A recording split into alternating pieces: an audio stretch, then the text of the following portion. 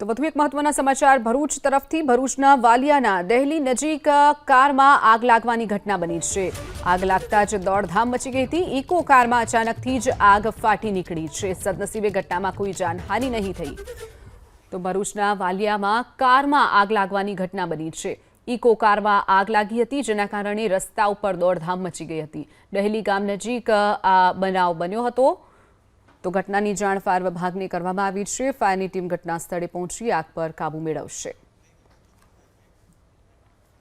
તો વધુ એક મહત્વના સમાચાર ભરૂચ તરફથી ભરૂચના વાલિયાના દહેલી નજીક કારમાં આગ લાગવાની ઘટના બની છે। આગ લાગતા જ દોડધામ મચી ગઈ હતી। ઇકો કારમાં અચાનકથી જ આગ ફાટી નીકળી છે। સદનસીબે ઘટનામાં કોઈ જાનહાનિ નહીં થઈ।